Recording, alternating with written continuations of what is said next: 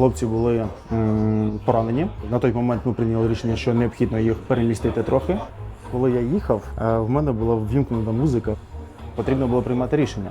Якщо б я тільки думав про те, які там міни, FPV прилетіть, то це б мені ніяк не допомогло. Ти летиш на повній швидкості. Що ти в цей момент відчуваєш? Кажу чесно, те, що я не говорив ще нікому, коли я їхав, що туди, що назад, в мене була ввімкнена музика майже на максимально. Тобто я, в принципі, навіть не чув дуже сильно, що відбувається навколо, тому що я вважав, що це вже не потрібно. Якщо десь щось влучить, від того, що я почую це за 10 секунд, нічого не зміниться. Це Фінка і Кожана, оці дві пісні. Ось. І одна із пісень, це вже на відкаті була. Це була класична музика, але така, як під момент. Вот ага. Грала ось ця музика.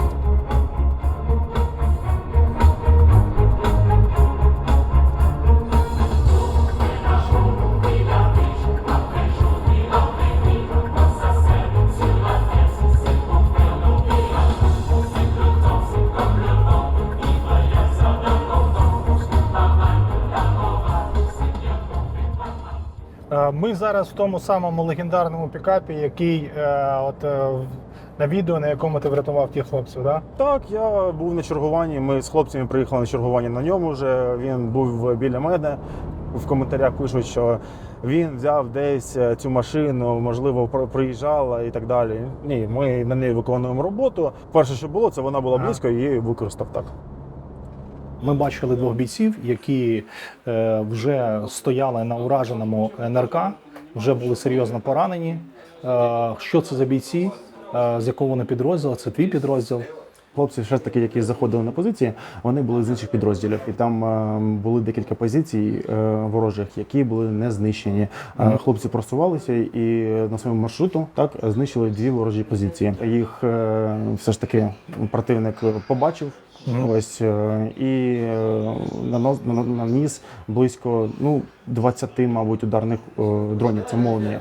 Ось, хлопці були поранені. На той момент ми прийняли рішення, що необхідно їх перемістити трохи для того, щоб зберегти їх життя. Тобто вони перемістилися і вже враховуючи їх поранення, ми прийшли до рішення того, що будемо витягувати їх з допомогою роботизованої техніки. Проїхали, все було безпечно, так, але коли виїхали вже на ділянку, де в нас немає майже укриттів, тобто була дорога і навколо тільки поля, так, противник все ж таки побачив НРК, який рухається, і завдав удару. Хотів би зазначити чергових НРК, які там працюють.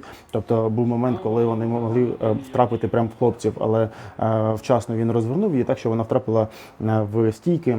Ось хлопців, звісно, ще більше поранило, і рани були важкими.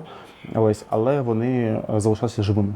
Це був вже ранок, тому сонце вже підіймалося, і потрібно вирушити було не то, що там в десятки хвилин, а вже от хвилина в хвилину, і потрібно було приймати рішення. В той момент подзвонив до командира батальйону. Я сказав, що в принципі я зможу це зробити, і я вже в принципі паралельно я вже вдягався, ще навіть не дали мені згоду, але вже був майже вдягнутий.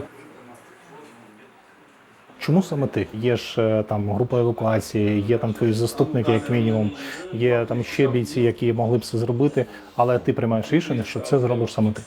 Дивіться, якщо брати в загальному, то так, у нас є медевак, який залишається, так, який може це зробити, але він знаходився вже на бойовому чергуванні, тобто вони чекали 300-х. Якщо б вони поїхали, могло б статися так, що ще й медперсонал був пошкоджений.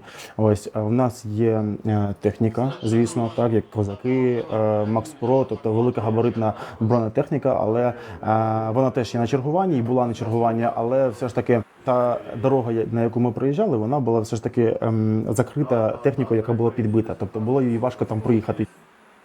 Командиру взвод, якщо поїде, я буду перейматися за нього більше. Тому прийняв рішення, що саме я поїду, не буду наражати хлопців своїх же на небезпеку, а візьму все на себе. І якщо щось станеться, то буду винити тільки сам себе за свої вчинки. До того моменту, коли ти став командиром роти, Ти тривалий час пропрацював на евакуації. Так, на евакгрупі пробув я близько півроку, можливо, трохи більше. І за час у нас було, не можу навіть сказати, скільки виходів, було дуже багато, не порахую зараз.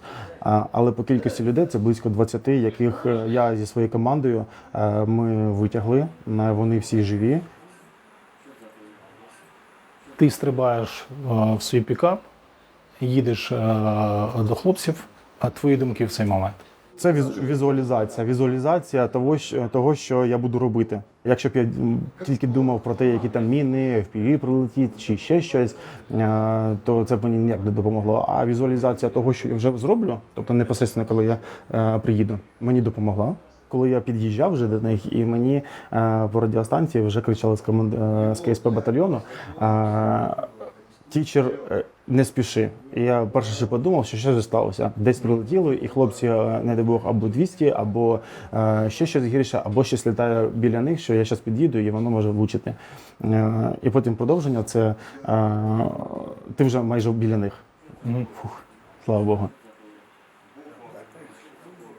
Я вже буквально декілька десятків метрів від'їхав, і мені вже по радіостанції говорили, що вже заходила молнія, і десь поряд була вже ворожа FPV. Хлопці знаходяться в лікарнях, в реанімаціях, ще до них ще не можна, але я сподіваюся, що найближчим часом вдасться. Буквально декілька днів назад, ввечері повертаючись, подзвонив мені командир батальйону.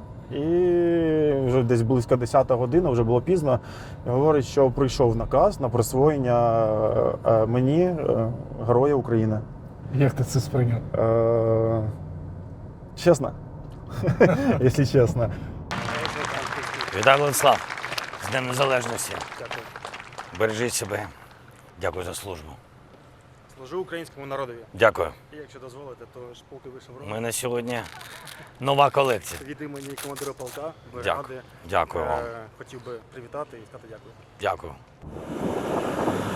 Там, до речі, писали теж в коментарях, я б з таким би служив, я б до такого пішов би. Користуючись, так сказати, моментом, хотів би сказати, що якщо вже вас забрали, так, і ви долучилися до Збройних сил, до армії, і у вас є вибір куди, то залюбки я попрацював би, передав свій досвід. В мене велика команда, так, мої командири взводів, командири відділень, сержанти, які всі бойові, абсолютно всі. Тобто в нас немає таких, що ми вчимо з книжок або щось. Навчаємо, показуємо. Тому, звісно, залюбки.